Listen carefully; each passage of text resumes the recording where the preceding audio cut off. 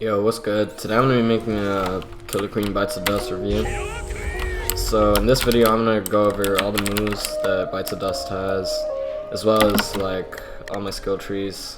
I'm gonna show you what the best build for this stand is. So let's just get right into it.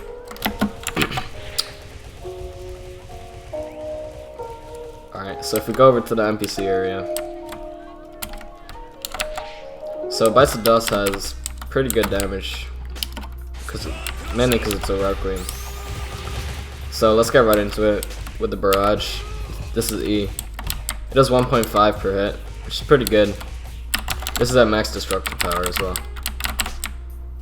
Alright, I'm gonna do the R, which is the barrage finisher. That does 17.6, which also isn't that bad. Alright, now let's move on to the first ability which this stand has, which is T. This plants a bomb which does 8.8 damage, but that's not where the damage of this move comes from. If you detonate the bomb, it does 38.3 damage, which is really good damage, especially since it can't be blocked and you can detonate it whenever you want. You can also place this move on walls and pretty much anywhere and just blow it up. So the next move is X, which is Stray Cat Bubble. This does 25.6 and has a chance of taking off a limb, like if you see right there, it took off the arm of the thug. So it's a pretty good move for slowing people down if they're trying to escape, or makes it easier for you to hit the next move, which is H, Sheer Heart Attack. So it locks on to players and it follows them, and it does like a good 27 damage. Which really isn't bad considering it's a tracking move and it's really hard to dodge. They're gonna have to outrun it. So the last move in its kit, which isn't, I'm holding one move on purpose because I'd say it's one of the best moves and I want to use it on a player. So the last move in its kit is Z, Coin Bombs. When it explodes, it does 38.3 damage as well, which is really good damage, as I said before. So this stand in general has really good damage. And it has probably the most moves, or like one of the most moves, and varieties of moves. So it's really good. You can switch it up. You could use the moves. You could combo them together and create really long combos. So I want to show the last move, which Bites of Dust has on a player. So I guess this Jotaro wants to be part of the video. So if I stand next to him and press C, it's gonna start this cutscene, which Bites of Dust. It does 92.6 damage, really good damage,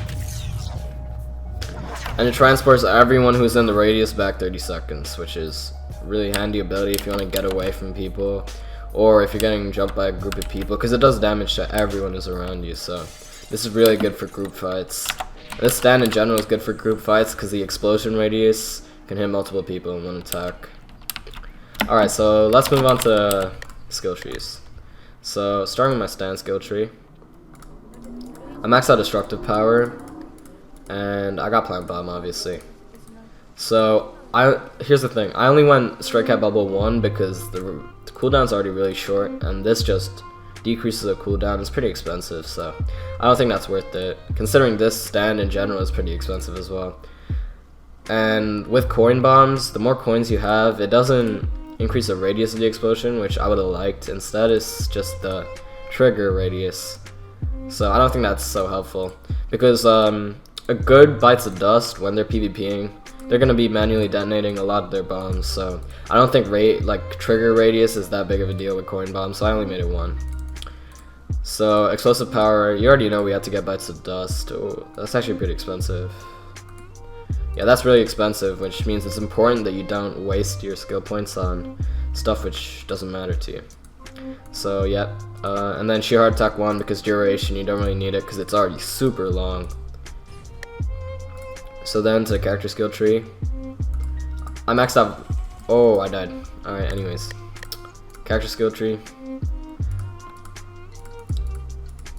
I maxed out my vitality and my HP regen. I got worthiness. I had to eat a pure Roka so I could get rid of worthiness, 5, which you have to do for a Requiem. So I got sturdiness, and a lot of people say you have to max out agility. I don't think it's necessary if you know what you're doing, because The thing is, when you use an explosion with bites of dust, you can turn around and it will fling, if it hits the person, it will fling them towards you. So I don't think you have to worry about people running away that much, if you know what you're doing. So you don't really need to chase people with the stand, as people think. So I don't think it's necessary to max out agility. And sturdiness, I don't think it's necessary to max out as well. So now for Vamp. I think Vamp is the best fit for the stand because the hyper regen is just really good, as well as the extra moves. So I got Sunlight Resist, which you don't really need because you have an umbrella. But I got it just so I could get the Laser Eyes, which is a really good stand. I mean, a really good move to combo. So they recently did a nerf to the Vamp freezing, so now the radius is really small.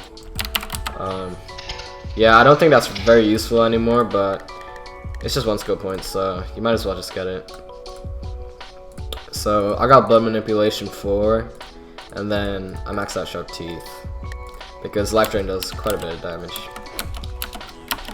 So yeah, that's the showcase. Those are all the moves and the Bites of Dust build. So thank you guys for watching, and at the end of this video, there should be me 1v1ing someone. So anyways, leave a like, comment, subscribe. We appreciate all feedback for our channel. Thank you.